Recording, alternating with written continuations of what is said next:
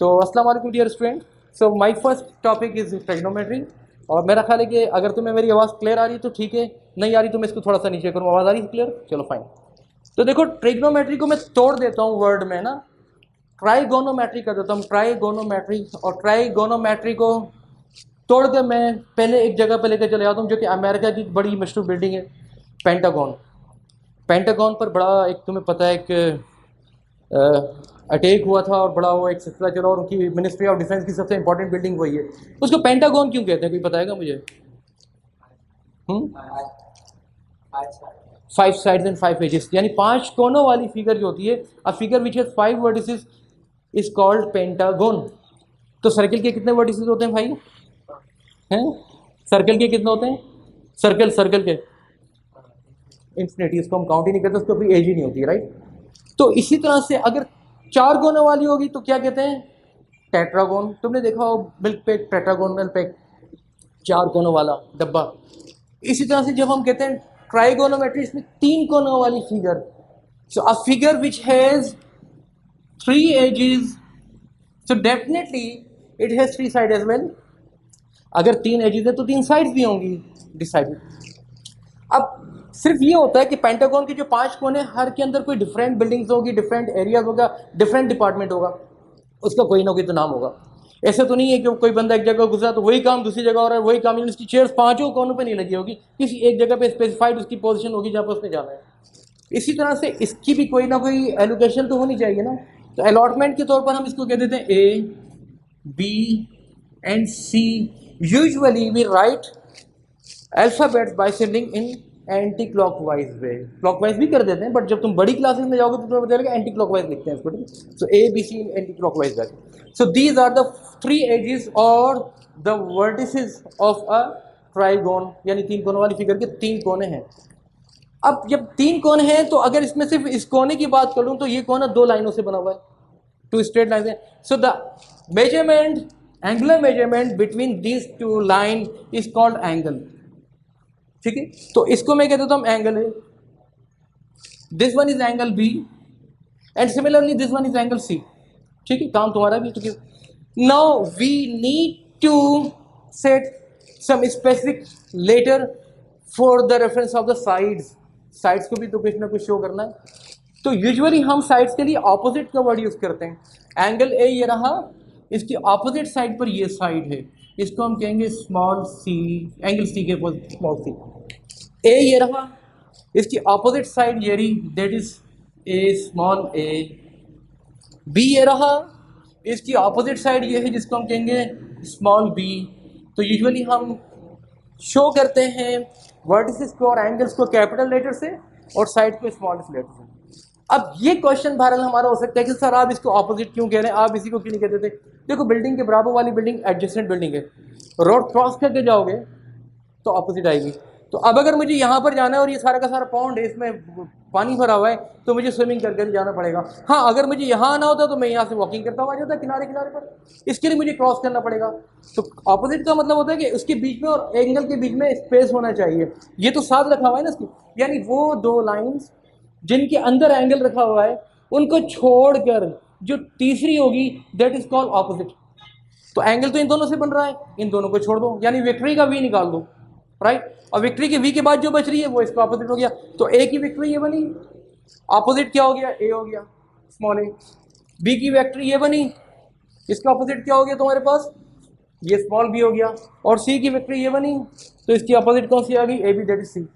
Angles of the side of a triangle by using different method, but in trigonometry we discuss a right angle triangle. There are so many kinds of triangle: right angle triangle, obtuse angle triangle, acute angle triangle, and there are so many other names, isosceles triangle, so if we consider trigonometry according to your course in book number 2 or 3, so we consider only a right angle triangle, so that we can apply trigonometrical ratios as well as Pythagoras theorem, right? So again, though we have discussed a triangle, we know what is the meaning of trigonometry and how do we show a triangle on the board by using 3 vertices and 3 sides. So again, I repeat my sentence, a triangle is a combination of 3 sides and 3 angles. and the sum of these three angles must be equal to 180 degree. Angle A plus angle B plus angle C must be equal to 180 degree according to the measurement of angles, right? But again, it's a trigonometry, not a further trigonometry. So therefore, now we will consider a right angle triangle. Right angle triangle means one angle of this triangle is 90 degree, and we may take this like 60 and 30, 20, and then 90 minus 20, that is 70 degree. It depends upon the question, but actually one angle must be equal to the 90 degree, right?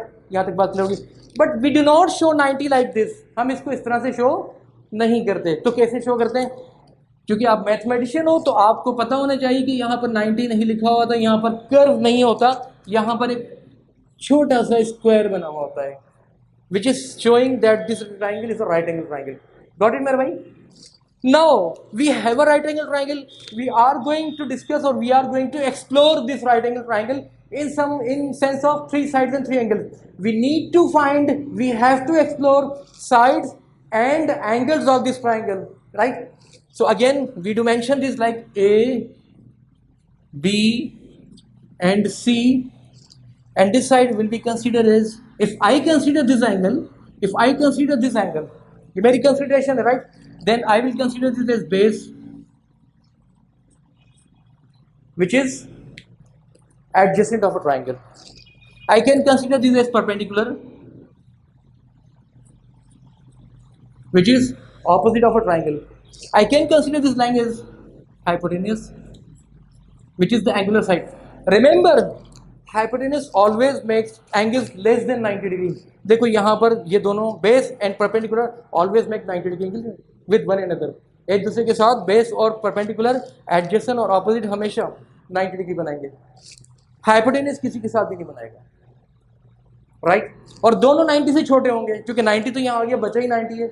Now rest of the 90 you have to divide this 90 into two parts. So in fact you will find less than 90 angles in these two cases, right? So perpendicular, base or opposite adjacent always make 90 degree with one another, while the third one, that is a hypotenuse, वो तो किसी के साथ भी नहीं बनाएगा, angular होगा, right?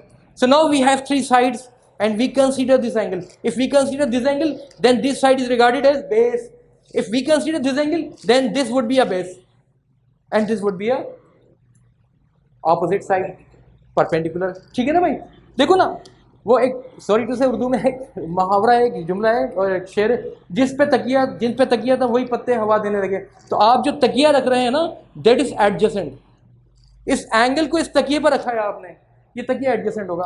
क्या आप इस एंगल को इस तकिए पर रख सकते हैं? नहीं रख सकते. तो फिर वो जब तकिए पर नहीं रख सकते तो एडजेसेंट भी नहीं होगा. ये मेरे बराबर में चल रहा है, मैंने ऐसे कर दिया, जिन पे क्या कहते थे, जिन पे वही पत्ते हवा देने लगे, जिन पे तकिया था वही पत्ते हवा देने लगे. लेकिन आपके पास आने के लिए मुझे गिरना पड़ेगा, right? So definitely we consider this as base if we consider this as an angle. Okay, if we consider this as an angle, then we consider this as base, and opposite side must be opposite side or perpendicular. Got it? Is there any confusion, मेरे बच्चे?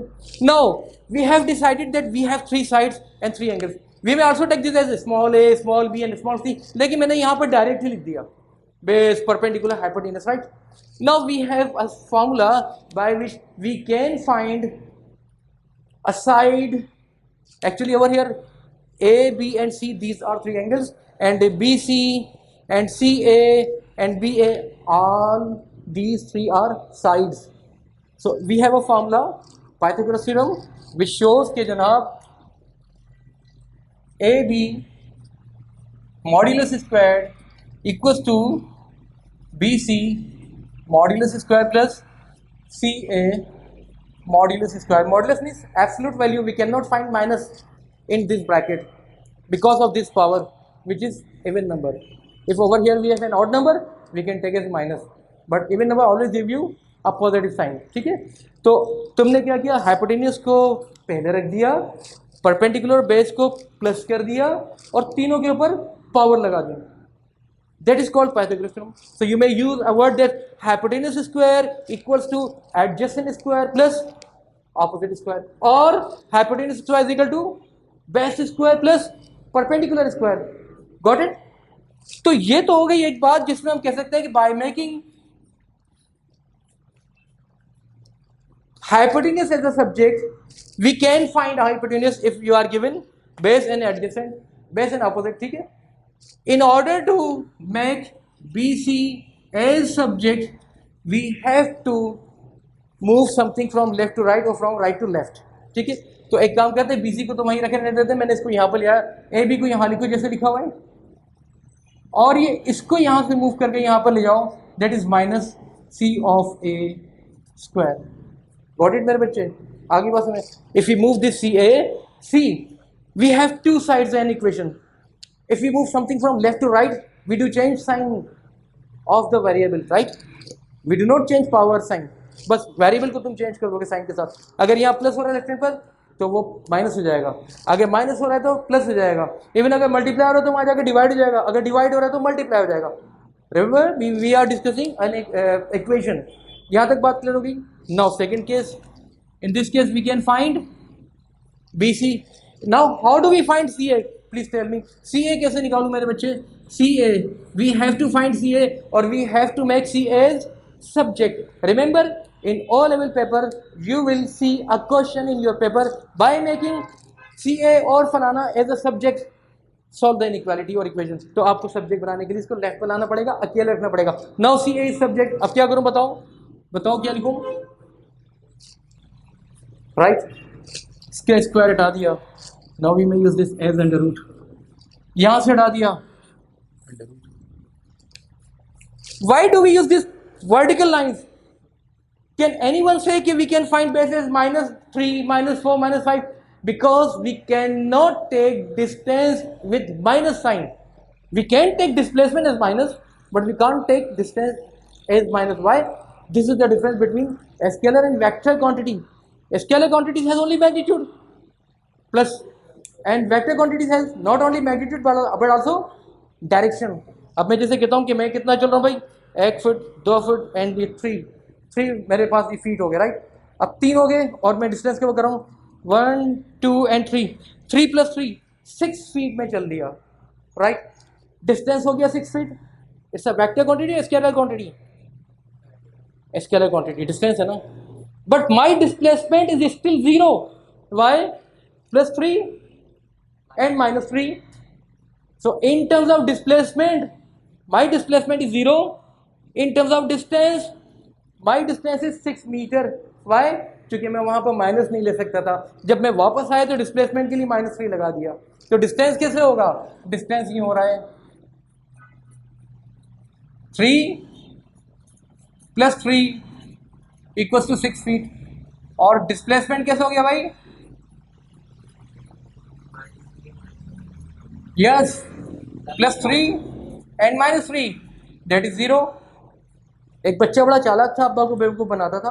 करता क्या था कि drive speed इसकी बड़ी अच्छी थी, खामोशी के साथ अम्मा से चाबी ली, कार ले और निकल गया, और 1 आध घंटे के बाद घूम फिर कर आ गया, और एग्जैक्टली कार को वहीं खड़ा करता था क्योंकि अब्बा सो रहे होते थे, जहाँ पर उसके टायर्स होते थे एग्जैक्ट सेम पोजीशन में।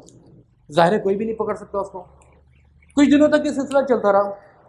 एक दिन अब्बा ने पकड़ लिया कि तुम कार लेके गए थे, नहीं अब्बा मैं तो नहीं लेकर गया, कहते तुम लेके गए थे, कहते कार तो वहीं है। स्पीडोमीटर भी चेक कर देता था, वो सेट कर देता था। कहते थे भाई बात ये कि जब तुम इसको चलाओगे तो फ्यूल तो कंजम्पशन होगी, तुम जब आया तो गाड़ी में पेट्रोल खत्म हो गया था, एंड पर था, तुमने बिल्कुल खत्म कर दिया, पता चल गया मुझे, राइट। तो कहीं ना कहीं कुछ ना कुछ चेक होते हैं, राइट। तो I think you have got this concept, ठीक है। So we have find this side by using this formula. तो 1 2 and 3, is there any confusion बेटा in these 3 formulas? Not yet. तो साइड्स की तो बात हो गई। Now we do discuss angles of the right angle triangle, okay, and that is called trigonometrical ratios. Ratios क्यों कहते हैं, जवाब इसका देता हूँ। Can you please tell me the definition of the ratio? Ratio बताओ क्या कहते हैं, किसे कहते हैं रेशियो?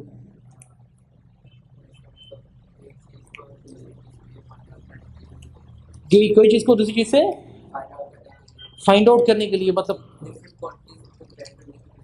2 डिफरेंट क्वांटिटीज को। तुम्हारी बात में समझ रहा हूँ, got it your point. Sir kilometre को हम मीटर में कन्वर्ट करते हैं, मीटर को मीटर से करते हैं, आर वैल्यू आ जाएगी। डिस्प्लेसमेंट के लिए रेशियो कहते हैं कंपैरिजन को 2 चीज़ों के। 2 चीज़ों का कंपैरिजन कब होता है? हाथी को चींटी से कंपेयर कर सकते हैं? नहीं कर सकते ना। वो कहाँ और वो कहाँ? हाँ, दो हाथी को कंपेयर कर सकते हैं, वो ज़रा ऊंचा है, ये ज़रा छोटा है। तो सेम यू में से same units of the different length, different areas, different volumes is called ratio. We put something in numerator and something in denominator, then we do find ratio. Therefore ratio has no unit. क्यों unit नहीं है? जरा देखो, मैंने क्या किया, 5 kilometre को 2 kilometre से कंपेयर करना है, तो एक डिनोमिनेटर में रख दिया, न्यूमरेटर रख दिया। तो इसको मैं यूँ भी लिख सकता था 5 किलोमीटर रेशियो 2 किलोमीटर, यूँ भी लिख सकता था, है ना। ये इससे कट गया 5:2, है ना।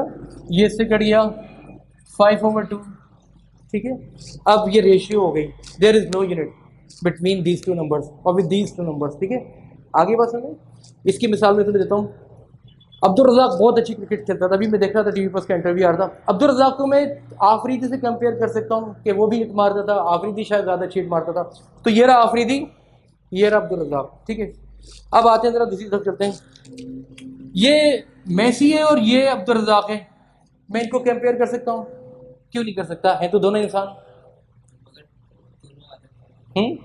एक फुटबॉल खेलता था, एक क्रिकेट खेलता है। सर क्रिकेट वाले को क्रिकेट वाले से कंपेयर करें, मैं क्लास 1 के बच्चे को उठाकर तुम्हारी क्लास में बिठा दूँ, आप बेटा वो भी तो इंसान ही है। नहीं सर, ये क्लास 1 का हमारे, आप हमसे बात करें, हम सेम क्लास में, वो तो बच्चा क्लास 1 का है, उससे आपका कंपेरिजन नहीं बनेगा, because unit has changed. So number one, units should be same. If units are same, then you will cancel out them. So you will find a ratio, and this ratio has no unit. So now we are going to discuss trigonometrical ratios. Got it? बात समझ आ गई? तो at least जो मैं ratio निकालने जा रहा हूँ उसका कोई यूनिट नहीं होगा। तो देखते हैं वो कैसे निकालनी है। अच्छा, तुम्हें जो भी क्वेश्चन करना हो तो साथ में करते जाओ मुझसे, ठीक है ना, पूछते जाओ, बिल्कुल तुम्हें कंफ्यूजन होती है, ठीक है भाई। Now we have 3 formulas. Number 1, sine of this theta. We are considering this angle as a basic angle, okay? वैसे बेसिक का मतलब और भी कुछ होता है, we'll discuss इंशाल्लाह in next classes. Sine of theta is equal to perpendicular or opposite over hypotenuse. It's a ratio, it's a formula.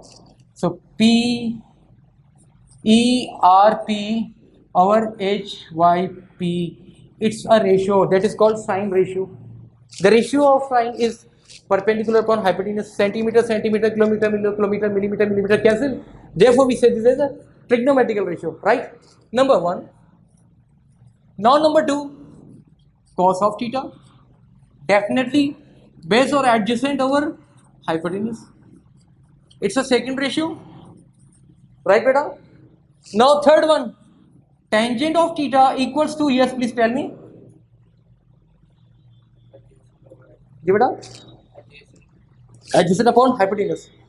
Yes, beta, you? Do you have any idea? No idea, no problem. No idea. You are very near by this, but actually perpendicular upon base is a ratio of tangent of theta, okay? Tangent is a ratio which we use in terms of gradient. Gradient कैसे निकलता है? m कहते हैं ना, small m को क्या कहते हैं? ग्रेडियंट कहते हैं ना। कैसे निकालते हैं बताओ मुझे? y2 minus y1 over x2 minus x1, ऐसे ही है ना। तो परपेंडिकुलर कौन सी चीज़ है? Vertical line. y2 minus y1, यहाँ पर y5 है, यहाँ पर y8 है, तो 8 minus 5 is equal to 3, vertical change आया। बेस क्या है? Horizontal line x2 minus x1, ठीक है। तो हॉरिजॉन्टल लाइन की आ गई, इट मींस के m is the ratio of vertical height and horizontal distance, right? And this m is also called tangent of theta. You may use some more words like gradient, like slope, ठीक है। ये तमाम के तमाम use हो जाते हैं, but अभी हम कोऑर्डिनेट ज्योमेट्री नहीं डिस्कस कर रहे, ठीक है। तो tangent of theta is equal to perpendicular upon base. This one is the third one. So now we have 3 formulas. These formulas are called trigonometrical ratios: sine, cosine, and tangent, and one formula that is called Pythagoras theorem. If you have these 4 things, you can easily find rest of the sides of the angle of any triangle. अगर तुम्हारे पास ये और ये तीनों चीज़ें हैं, तो तुम इन चारों चीज़ों की मदद से किसी ट्राइंगल की जो चीज़ नहीं पता हो तुम निकाल सकते हो। For example, this triangle, 2 sides are given, one is unknown, we may use this, और this according to the question can be solve, can be find third one, निकाल सकते हैं, इसमें तो कोई इशू नहीं है, निकाल कर देखें, निकाल कर देखें। ओके, इसी ट्रायंगल को कंसीडर कर लेते हैं, इसको यहाँ से मिटा देते हैं और इसको भी यहाँ से मिटा देते हैं, राइट। तो अब मुझे तुम ये बताओ कि मुझे ये वाली साइड पता है, मैं यहाँ अलग बना देता हूँ, चलो छोड़ इसको, ये कर देते हैं। देखो अगर ट्रायंगल होगी तो 3 साइड भी होंगे, 3 एंगल भी होंगे, एक एंगल तो 90 हो गया, इसको मैं अज्यूम कर लेता हूँ कि 40 डिग्री है अपने पास से, इसको मैं कह देता हूँ ये 15 है, राइट, और इसको मैं कह देता हूँ ये 18 है, और मुझे ये नहीं पता, नहीं पता, तो अब मैं कैसे निकालूं, पहले पाइथागोरस लगाता हूँ, ठीक है, कैसे लगेगी, P square is equal to, direct लगा रहा हूँ, under root base square plus perpendicular square, आ जाएगा। अब पी का स्क्वायर हटा देता हूँ क्योंकि मैंने रूट लगा दी ऑलरेडी, अगर रूट नहीं लगाता तो पी स्क्वायर होता, आ जाएगा भाई। तो कैलकुलेटर तुम्हारा, do you have calculator, you can solve, you can find this answer. How do we find this P or hypotenuse of a triangle? By using this formula, hypotenuse square is equal to base square plus perpendicular square. तो please इसको find out करो।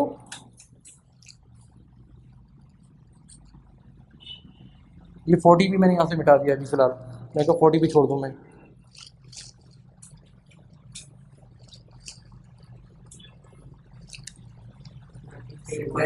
कितना है बेटा, बस मुझे around बता दो, बता दो, बोल के बता दो। 549 33.43, उसको तुमने रूट नहीं किया शायद, तुमने सिर्फ रूट नहीं किया, 33.43। Remember in examination we put answer in 3 significant figure, but for next working we may use 33.43, क्योंकि अभी मुझे इस क्वेश्चन को फर्दर आगे ले जाना है, तो मैंने 33.43 पूरा लेना है। So the length of this side is इतना, A B C 15 centimetre, the length of perpendicular is 18 centimetre, लिख देता हूँ 18 centimeter, and we need to find P. Now the length of P is according to this method 33.43 centimeter, right? 73, okay, sorry यार मुझे आवाज़ थोड़ी सी बिगड़ी, 23, ठीक है, 23.4, thank you, 23.4 centimetre, got it. 3 significant figures आते जनाब। इस ट्राइंगल में 2 साइड्स गिवन थी, एक एंगल कंफर्म है 90 होगा। अब हमने क्या करना है, a triangle is a combination of 3 sides and 3 angles. अब 3 साइड में से 2 साइड पता थी, तीसरी निकाल दी। अब क्या रह गया, एक एंगल भी पता है, अब क्या बचा, 2 एंगल बच गए, कौन से, एक ये वाला और एक ये वाला, ठीक है ना। तो अब पहले इसको निकाल लें, तो इसको मैं क्या होगा इस तरह से, अब मेरी मर्जी में कुछ भी लगा सकता हूँ, मैं यूं भी लगा सकता हूँ, tangent of B angle, tangent of B is equal to perpendicular upon base, right, perpendicular upon base or opposite upon adjacent, so 18/15 and angle of B is equal to tangent of inverse। पता है inverse कैसे करते हैं, shift दबा कर, पता है inverse क्यों लिखते हैं, क्योंकि तुम यहाँ टेंजेंट को दूसरी तरफ ले जाओगे तो इनवर्स हो जाएगा, right, which is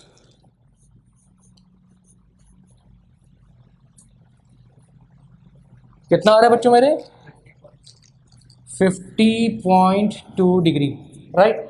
so now B is 50.2, who will tell me answer of angle C, C कितना होगा बताएगा कोई मुझे, एंगल सी कोई मुझे बताएगा क्या होगा। वैसे तो मैं फॉर्मूला भी लगा सकता हूँ, लेकिन मैं ये भी तो कर सकता हूँ कि 90 degree minus 50.2 degree is equal to कितना आ जाएगा, 39.8 degree, because the sum of these 2 angles is 180 degree, है ना। So see, if you have these 3 formulas plus Pythagoras theorem and you are given some sides or some angles or angle and side in any right angle triangle, you can find rest of the sides or angles by using these 3 and that plus Pythagoras theorem easily, got it। अब इसके बाद तो फिर trigonometry में बात और आगे जाएगी, sine 180 minus theta obvious angle पर भी जाती है, minus cos 180 minus theta equal to cos theta, वो आगे जाएगी बात। Is there any confusion over here, कुछ पूछ सकते हो तुम, नहीं आगे चलें, तुम्हें बेटा कुछ पूछना है। So now we discuss indices, right, मिटा दो इसे, ये तुम्हारा कोई क्वेश्चन है?